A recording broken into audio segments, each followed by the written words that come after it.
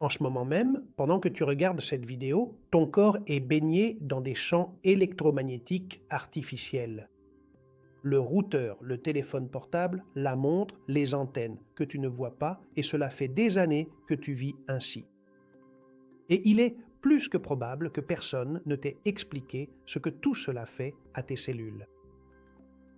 Mais il y a un homme qui l'a vécu avant toi et avant tout le monde, à une époque où il n'y avait ni Wi-Fi, ni 5G, ni téléphone portable dans la poche.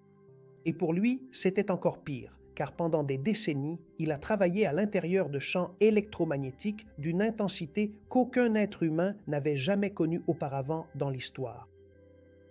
Je parle de Nikola Tesla. Son biographe John O'Neill a décrit ces faits avec une précision qui donne des frissons quand on les lit. Le tic-tac d'une horloge à 3 pièces de distance résonnait pour lui comme si des marteaux frappaient sur une enclume.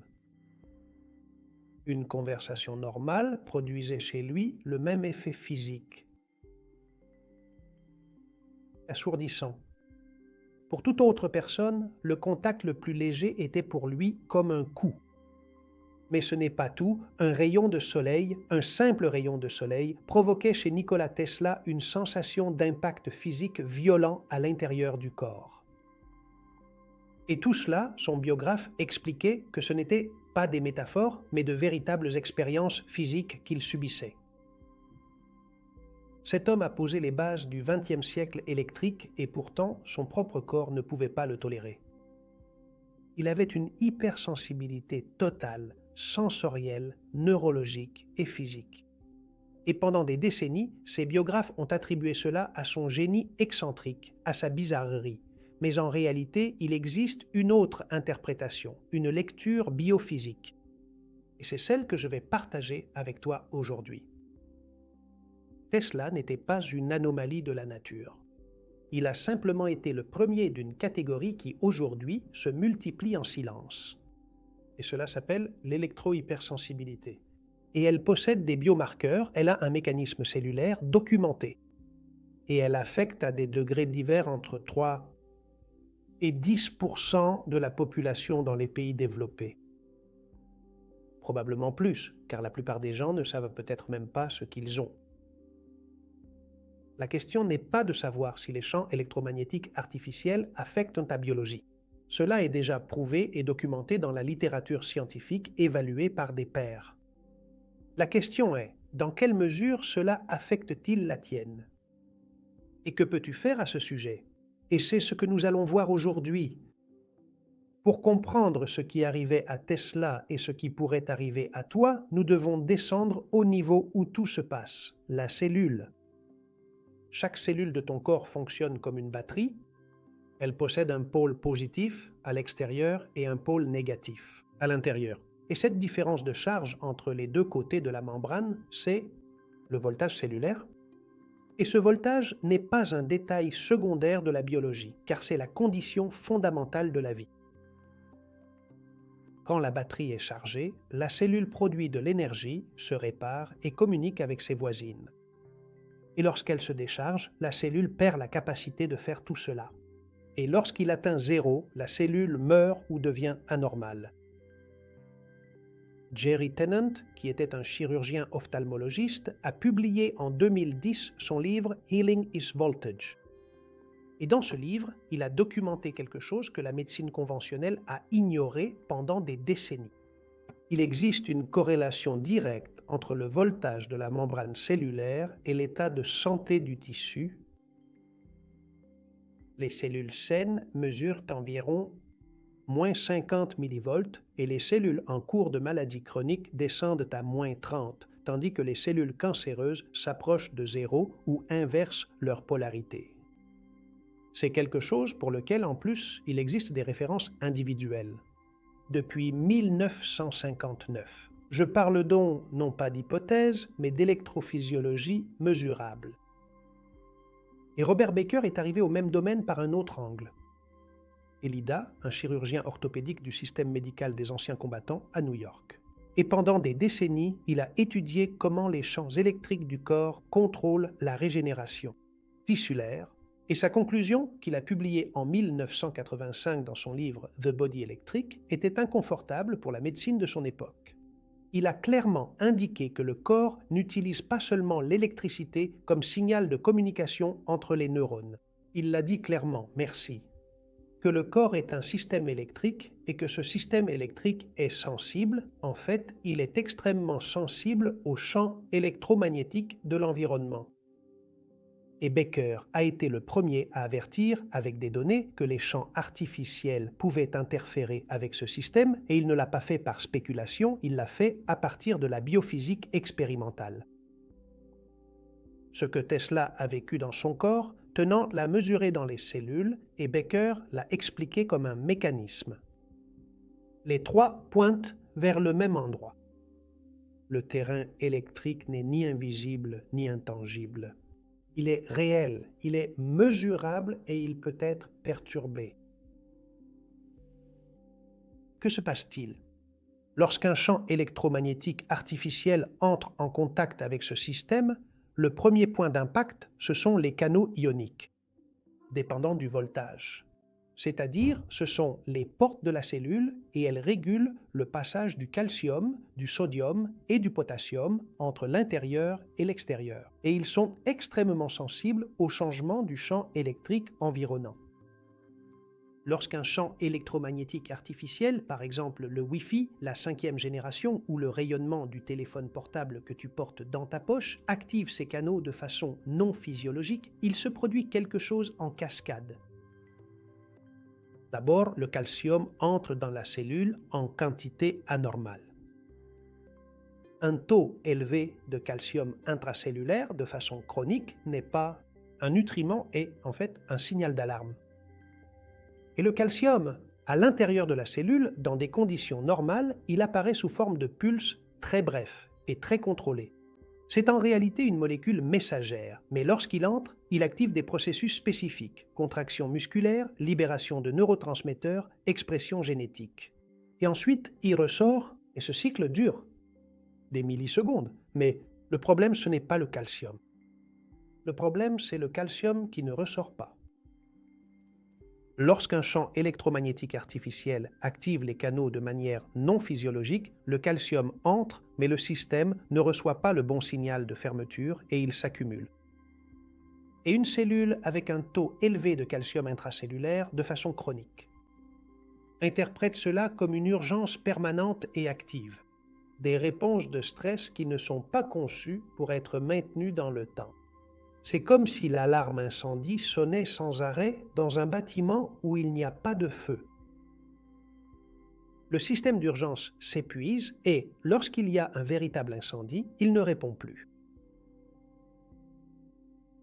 Cet excès de calcium déclenche la deuxième phase du problème et cette fois, à l'intérieur de la mitochondrie, ce qui nous amène à la deuxième des conséquences.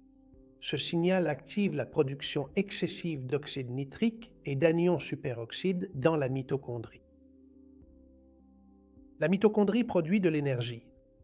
Ce processus, comme tout processus de combustion, génère des déchets et l'un de ces déchets est l'anion superoxyde, qui est une molécule d'oxygène avec un électron en trop et qui, pour cette raison, est chimiquement agressive. Dans des conditions normales, la cellule neutralise rapidement l'anion superoxyde grâce à ses propres systèmes antioxydants. Elle le voit apparaître, le désactive et il ne reste aucune trace. Mais le problème survient avec la quantité et la vitesse. Lorsque la mitochondrie est soumise à un stress chronique, ce qui se produit lorsque les canaux calciques sont en permanence suractivés, elle produit de l'anion superoxyde à un rythme qui dépasse la capacité de neutralisation et le superoxyde qui n'est pas neutralisé. Ce radical réagit avec l'oxyde nitrique pour former du peroxynitrite. C'est l'un des oxydants les plus destructeurs connus de la biochimie cellulaire. Une molécule extrêmement réactive que l'on nomme le peroxynitrite. Il endommage les protéines, il endommage les lipides membranaires et il endommage l'ADN mitochondrial lui-même. C'est le mécanisme par lequel un signal électrique externe, le Wi-Fi, le téléphone portable ou l'antenne, finit par provoquer des dommages moléculaires à l'intérieur de tes cellules, et pas d'un coup, pas avec des symptômes rapides et évidents, mais de manière cumulative et continue. Troisièmement, stress oxydatif chronique. Et celui auquel je fais référence maintenant n'est pas le stress oxydatif aigu de l'exercice, qui est un stress hormétique et réparateur. Je parle d'un stress oxydatif, sourd, continu, de faible intensité, qui ne fait pas mal, qui n'a pas de symptômes évidents, mais qui dégrade progressivement le terrain. Dimitri Panagopoulos étudie depuis plus de 20 ans comment les champs électromagnétiques artificiels affectent les cellules. Il est biophysicien à la faculté de médecine de l'Université d'Athènes. Et ses travaux comptent parmi les premiers à avoir été documentés. Dommages génétiques induits par les micro-ondes. En 2025, il a publié dans Frontiers in Public Health avec une équipe internationale ce qu'il décrit comme le mécanisme complet. Les champs artificiels forcent l'oscillation anormale des ions à l'intérieur des canaux de la membrane cellulaire, et ces canaux s'ouvrent de manière irrégulière. Les concentrations ioniques se dérèglent, et cette dérégulation active les systèmes producteurs de radicaux libres à l'intérieur de la mitochondrie. Et il ne l'a pas présenté comme une hypothèse. Il l'a présenté comme une séquence d'événements documentés étape par étape. Il est probable que personne ne te l'ait jamais expliqué auparavant et que tu ne l'aies pas non plus lu dans les actualités, mais voici quelque chose que très peu de gens expliquent et qui change tout. Les champs électromagnétiques naturels, c'est-à-dire le Soleil, le champ magnétique de la Terre ou la foudre, sont aussi des champs. Ta biologie a évolué avec eux pendant des millions d'années. Elle les connaît et sait comment y répondre. Mais les champs artificiels ont une propriété que les champs naturels n'ont pas. Polarisation et cohérence. C'est-à-dire qu'il s'agit de signaux ordonnés, répétitifs et prévisibles dans leur schéma. Et cette cohérence artificielle est précisément ce qui les rend plus bioactifs que de nombreux champs naturels de plus grande intensité. Une équipe de chercheurs de l'Université de Messine, en Italie, a décidé de faire quelque chose de concret, prendre des cellules neuronales humaines, les exposer à 2,45 GHz, qui est la fréquence exacte du Wi-Fi domestique, et mesurer ce qui se passait à l'intérieur. Ils ont publié leurs résultats dans Biomédecine en novembre 2023. Les résultats étaient clairs. Les niveaux de radicaux libres ont augmenté à tous les temps d'exposition mesurés. Le potentiel de membrane mitochondriale a chuté et la viabilité cellulaire a diminué progressivement, et ils ont découvert autre chose. Les cellules neuronales, merci, étaient plus vulnérables que les cellules sanguines face à la même exposition. L'une des conclusions de cette étude a été que le système nerveux n'est pas le tissu le plus résistant à cette fréquence. Au contraire, il s'avère être le plus sensible de tous. Et pas dans des conditions de laboratoire extrêmes, dans des conditions qui reproduisent l'exposition domestique habituelle. Et maintenant, pense à ton environnement. Tu vis, enfin, nous vivons avec le routeur allumé 24 heures sur 24, le téléphone portable sur la table de nuit. Pendant que tu dors, la montre connectée collée au poignet, émettant un signal Bluetooth en continu à quelques centimètres de ta peau pendant des heures. Et je ne te parle même pas si tu utilises ces écouteurs sans fil pour écouter de la musique ou téléphoner. En plus, tu es entouré par les antennes de téléphonie, et celles-là, tu ne les choisis pas et tu ne les contrôles pas. Et tout cela, ce n'est pas une seule source, ce sont 5, 10 sources simultanées et chroniques. Et la réalité, c'est que ton corps et le mien ne sont pas faits ni pour les distinguer, ni pour s'en reposer. Et cela exige une intervention personnelle. Nikola Tesla n'avait qu'une seule source, mais elle était brutale et constante. Toi, tu as de nombreuses sources, chacune modérée, mais aucune ne s'éteint. le résultat biologique peut être le même, un terrain électrique progressivement déréglé. Et jusqu'ici, je ne t'ai parlé que du mécanisme cellulaire, car maintenant je passe au niveau suivant. Que se passe-t-il? Quand ce mécanisme agit sur un être humain pendant des années, quels symptômes cela produit-il? Comment cela se détecte-t-il? Et pourquoi la majorité des médecins ne le voient-ils pas, même s'ils l'ont sous les yeux? Il y a un nom pour cela, électrohypersensibilité, qui est résumé dans la littérature scientifique par EHS, et pendant des années, elle a été traitée comme tout ce que la médecine conventionnelle ne sait pas expliquer est traité comme s'il s'agissait d'un problème psychologique. Mais cela est en train de changer. Le docteur Dominique Bellepomme est oncologue. Ce n'est pas un activiste ni un vulgarisateur alternatif. C'est un chercheur clinique français qui étudie depuis plus d'une décennie des patients atteints d'EHS avec la même méthodologie qu'il utiliserait pour toute autre pathologie. Biomarqueurs, imagerie cérébrale et analyse moléculaire. Et ses conclusions, publiées dans Environmental Research en 2022, sont sans équivoque. L'électrohypersensibilité est un trouble neurologique nouveau, objectivement caractérisable et cliniquement diagnosticable. Elle arrive. Des biomarqueurs détectables dans le sang périphérique et dans l'urine, et elle présente des corrélats en imagerie cérébrale et n'est pas psychosomatique. Et ici, il faut s'arrêter un instant car cette distinction est importante. Psychosomatique signifie que l'origine se trouve dans l'esprit et que le symptôme en est l'expression dans le corps. C'est réel en tant qu'expérience subjective, mais cela ne laisse pas de traces objectives mesurables. Cela n'apparaît pas dans une analyse de sang et ne se voit pas sur une image cérébrale. Mais ce que Bellepomme a trouvé chez ses patients, cela apparaît bel et bien. Près de 40% des patients présentaient un taux d'histamine élevé dans le sang, ce qui est un indicateur de réponse inflammatoire chronique. Et 28% présentaient une nitrotyrosine élevée, qui est un marqueur direct de stress oxydatif et d'ouverture de la barrière hémato-encéphalique. Et dans 23% des cas, on a détecté des anticorps circulant contre la myéline, ce qui indique une réponse auto-immune. Un patient qui s'imagine les choses n'a pas cela dans le sang, alors que ces patients, eux, l'ont. Donc, comme je te le disais, ce n'est pas psychosomatique, c'est de la pure biochimie mesurable. Mais précisons ce que Bellepomme a trouvé de façon constante dans son domaine. Inflammation de bas grade, stress oxydatif élevé et altération de la barrière hémato-encéphalique. Et quelque chose qui est également directement lié à ce que je t'ai expliqué il y a quelques minutes, la dysfonction mitochondriale. Ce qui signifie que le corps de ces patients se trouve exactement là où le mécanisme le prédit. Merci. Et il n'y a pas de fossé entre le laboratoire et la clinique, il y a une continuité.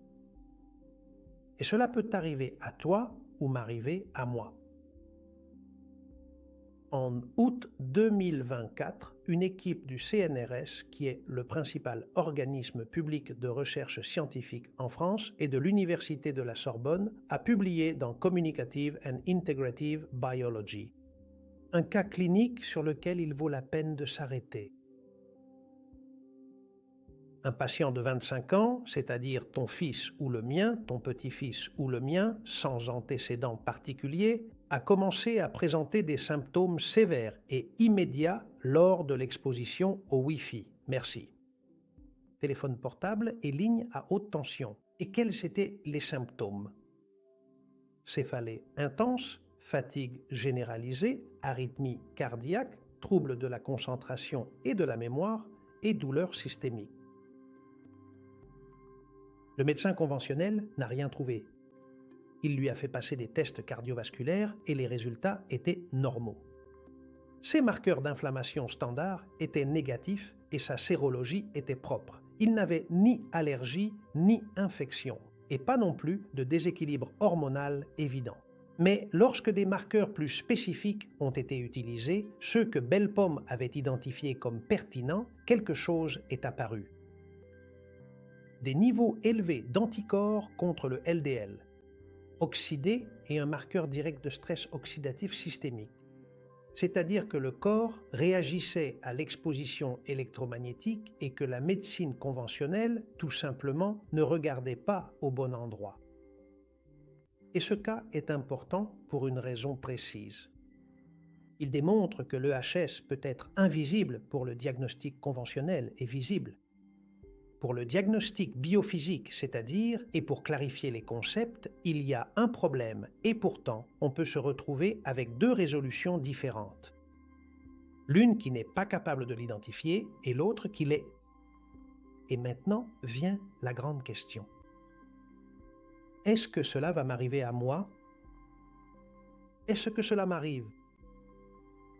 Est-ce quelque chose qui est en train de croître et qui laisse à chaque fois des effets plus graves et plus difficiles à inverser? Eh bien, tu vas voir, les études de population disponibles montrent des chiffres qui varient beaucoup selon le pays et la méthode de mesure.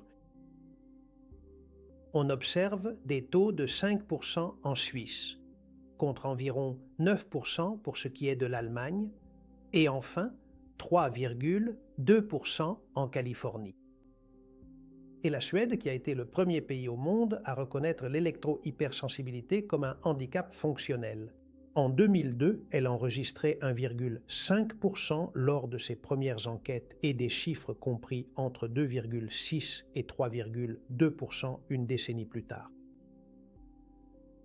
L'estimation la plus conservatrice situe la prévalence mondiale entre 3% et 5% de la population dans les pays développés, ce qui signifie que dans une ville d'1 million d'habitants, il peut y avoir entre 30 000 et 50 000 personnes concernées, des individus dont le terrain bioélectrique est suffisamment altéré pour produire des symptômes reconnaissables. Mais il y a un problème plus grave que ceux qui présentent des symptômes évidents. L'électro-hypersensibilité n'est pas binaire. On n'est pas électrosensible ou non. C'est un spectre. Et à l'extrémité la plus silencieuse de ce spectre se trouvent les personnes qui n'ont pas de céphalée, qui n'ont pas d'arythmie, qui n'ont pas de douleur aiguë, mais qui, en revanche, présentent un stress oxydatif mitochondrial chronique qui dégrade leur terrain de façon lente et imperceptible. Tu ressens une fatigue sans cause évidente, tu dors mais tu ne te reposes pas et tu expérimentes de plus en plus une sorte de brouillard mental que les autres attribuent au stress. Mais ce n'est pas tout. En plus, tu as l'impression d'avoir une inflammation de bas grade qu'aucune analyse standard ne détecte. Autrement dit, on ne t'identifie pas comme électrosensible, mais ta biologie réagit à ce type de symptomatologie. Et maintenant, revenons à Tesla un instant. Il se trouvait à l'extrémité la plus aiguë du spectre.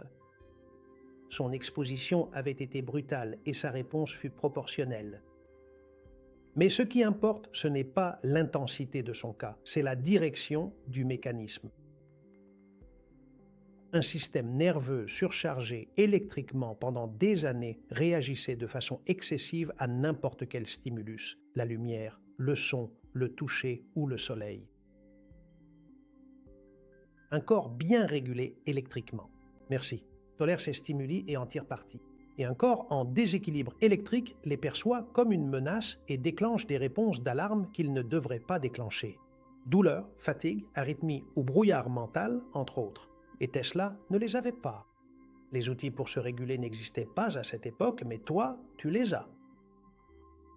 Mais avant d'entrer dans l'intervention et dans le protocole que je vais te proposer, je veux faire une pause un instant.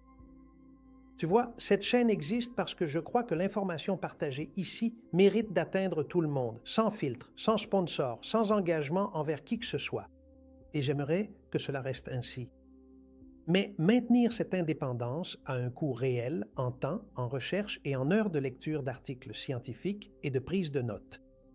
Si la chaîne t'apporte quelque chose, Si tu sens que ce que tu apprends ici change ta façon de comprendre ta santé, il y a un moyen pour que ce travail puisse continuer à se développer. C'est en devenant membre de la chaîne et en soutenant comme mécène avec une petite contribution, si tu le peux et si cela t'est possible. Qu'est-ce que cela signifie?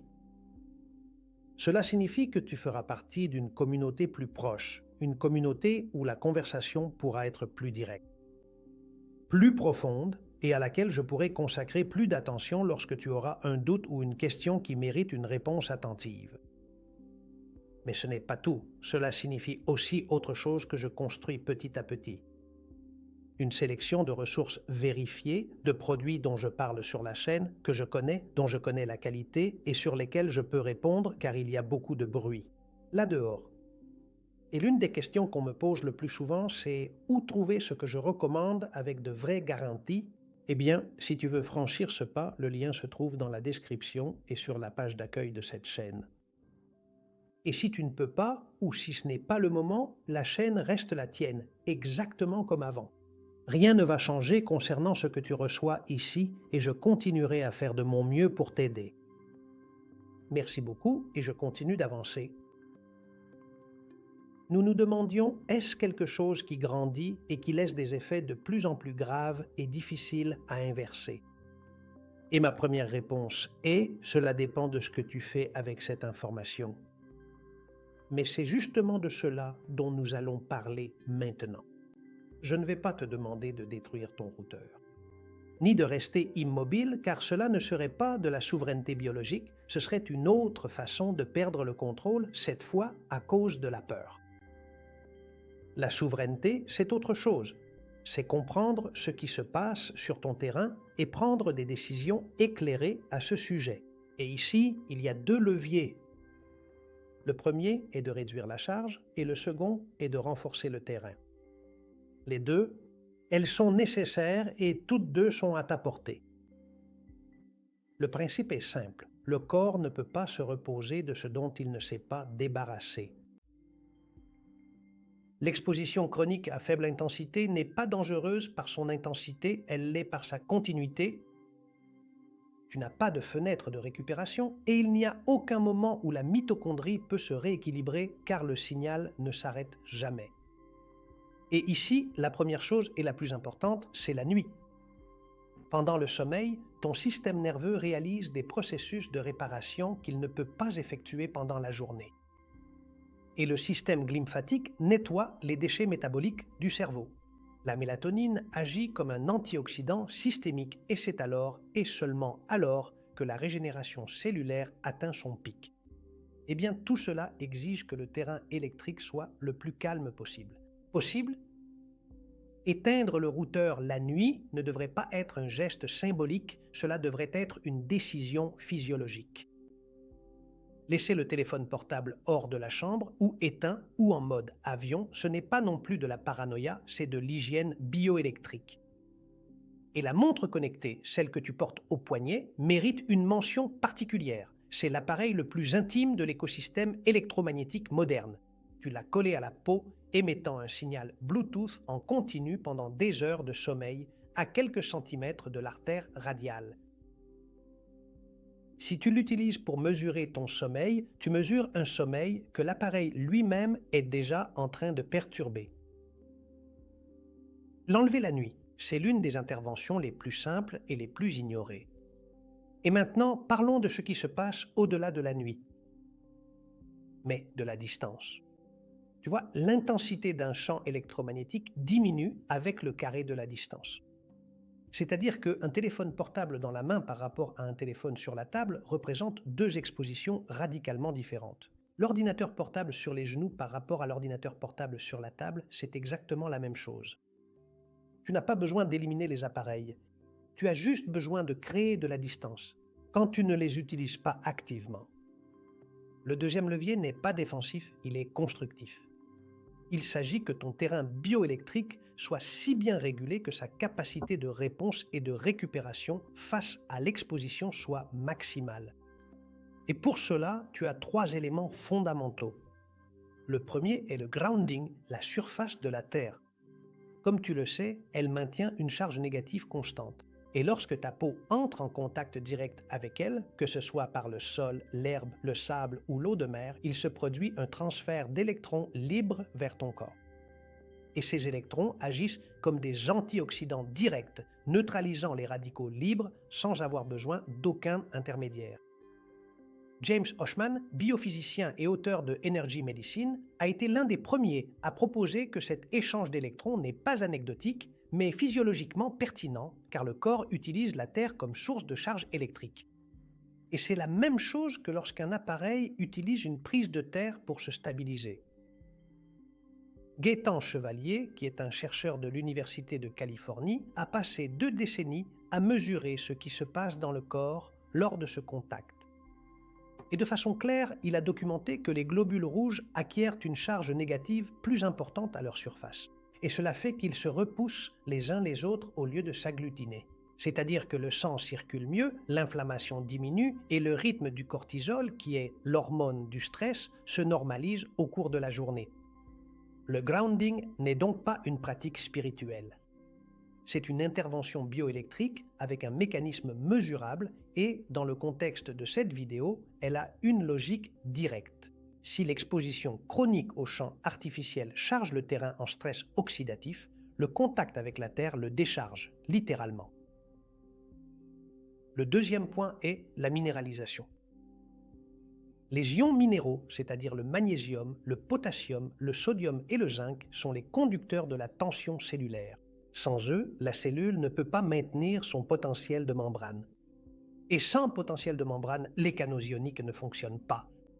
Correctement et sans canaux ioniques, fonctionnant correctement, tout champ extérieur a plus de capacité à perturber ton système. Un terrain bien minéralisé est un terrain électriquement plus stable et plus résistant aux perturbations extérieures. L'eau minéralisée, les aliments non transformés, le magnésium, qui est d'ailleurs le minéral le plus systémiquement déficient dans la population moderne et le plus critique pour la fonction mitochondriale, il constitue la base de cette couche de protection. Le troisième, c'est l'exposition progressive à la lumière du soleil. Et ici, Tesla redevient pertinent. Par contraste, Tesla ne pouvait pas tolérer le soleil parce que son terrain était dans un déséquilibre électrique sévère, mais il s'avère qu'un corps bien régulé fait exactement l'inverse. Il utilise la lumière du soleil pour synchroniser ses rythmes circadiens, pour produire de la vitamine D3, pour stimuler la production de mélatonine nocturne et, attention, car c'est ce qui est le moins expliqué, pour charger l'eau structurée à l'intérieur des cellules. Gerald Pollack a documenté que la lumière infrarouge, présente en abondance dans la lumière solaire du début de journée, élargit la zone d'exclusion de l'eau intracellulaire. Et cela, c'est du voltage, c'est de l'énergie cellulaire directe. Le soleil n'est pas l'ennemi du terrain électrique, c'est l'un de ses principaux régulateurs. Et Tesla ne pouvait pas l'utiliser parce que son terrain était trop chargé pour le traiter. La stratégie donc ne doit pas être d'éviter le soleil. La stratégie consiste à construire un terrain capable d'en profiter. Tesla est mort seul dans une chambre d'hôtel à New York en 1943, sans argent, sans reconnaissance et caché du monde, avec une hypersensibilité qu'il avait peu à peu isolée pendant des décennies.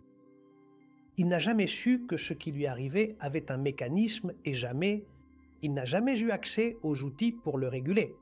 Il a vécu et il est mort, étant l'expérience involontaire de son propre génie. Mais aujourd'hui, nous avons le mécanisme, nous avons les biomarqueurs, nous avons la littérature et nous avons les leviers.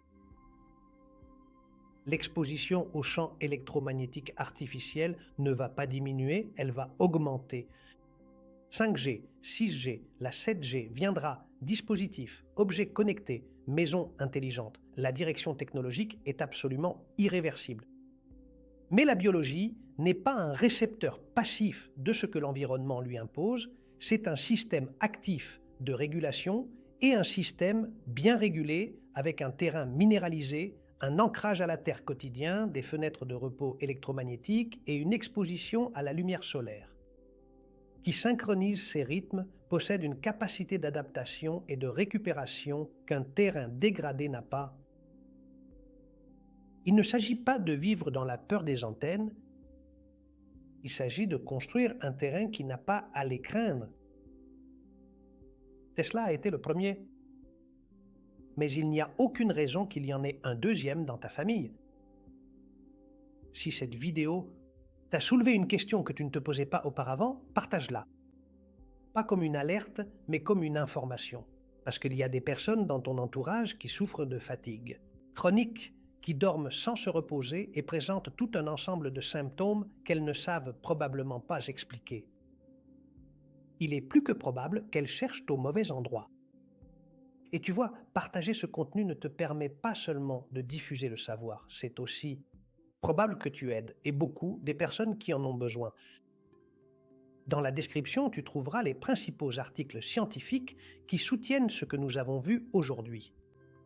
Je ne te demande pas de croire en moi, je te demande de prêter attention à ce que dit déjà la science publiée. Et si tu veux approfondir le voltage cellulaire, le grounding ou l'eau structurée, tout est sur la chaîne. Et bientôt, ce sera de façon encore plus complète sur mon site web. Ceci est l'encyclopédie de la souveraineté biologique. Et comme je te le dis toujours, vas-y, toujours de l'avant, et je te lis dans les commentaires.